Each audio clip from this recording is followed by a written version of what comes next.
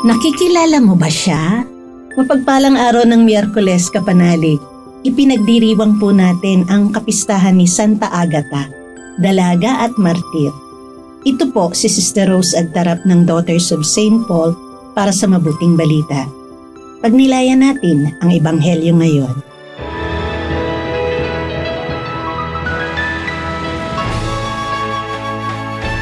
Pumunta si Jesus sa kanyang bayan kasama ang kanyang mga alagad. Nang sumapit ang araw ng pahinga, nagsimula siyang magturo sa sinagoga.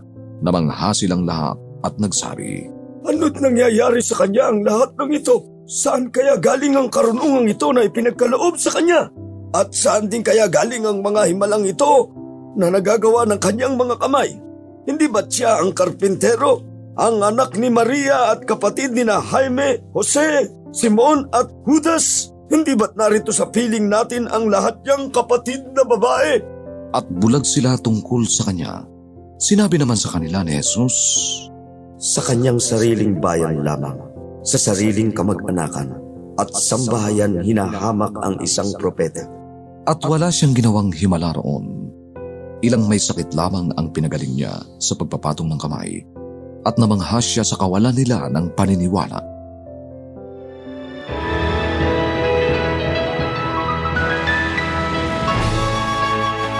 Noong nagtuturo pa ako, sa tuwing bigayan ng cards ay nakakatuwang makitang proud ang mga magulang sa mga gradong nakuha ng kanilang mga anak.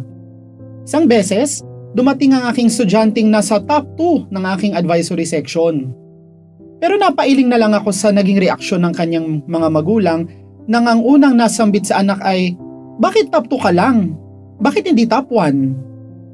Isang kabalintunaan ng buhay na minsan kung sino pa ang dapat unang susuporta at magmamahal sa iyo, tulad ng pamilya at matatalik na kaibigan, madalas sila pa yung unang mamimintas at maghahanap ng butas, imbis na maging proud at makibahagi sa iyong tagumpay.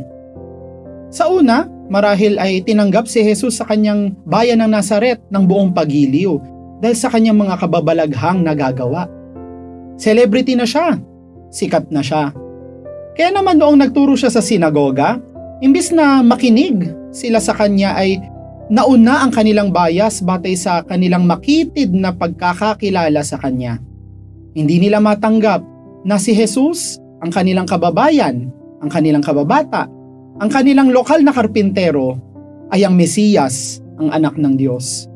Nabulag sila sa katotohanan ang Diyos ay Emmanuel, kapikapiling na nila dahil kamukha at kawangis nila. Mga kapanalig, hindi natin maaaninag ang Diyos sa ating araw-araw na buhay kung ang hahanapin natin ay ang mga kababalaghan at mga himala. Tanging pusong mapagkumbaba ang makakakita sa Diyos na kamukha natin. Dukha, pagod sa trabaho, nagugutom, ngunit patuloy na umiibig. Hindi natin kailangan lumayo upang makadaupang palad si Kristo. Sa ating pagmamahal sa magulang, asawa at anak, sa ating simpleng pag-abot ng bayad ng kapwa pasahero sa jeep, at sa pagbibigay ng pagkain sa namamalimos na bata, nakakasalamuhan na natin si Jesus, ang Emmanuel na laging kapiling, kahit minsay nalilimutan natin.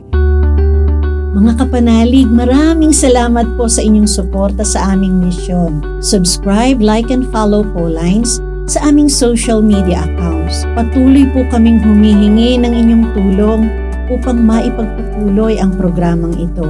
Maaari po ninyong ipadala ang inyong love offerings at donasyon sa aming donations channels. Makakaasa po kayo na kasama lagi ang inyong mga intensyon at kahilingan sa aming panalangin araw-araw. Ito pong muli si Sister Rose na nag-aanyaya sa inyong manalangin. Panginoon, gisingin nawang muli ng biyaya ng Hubileo ang pagnanasa namin sa kayamanang makalangit.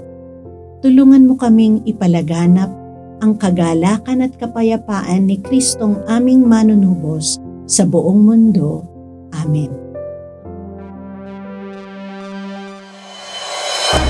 We are here to provide a new way of communicating and proclaiming the gospel.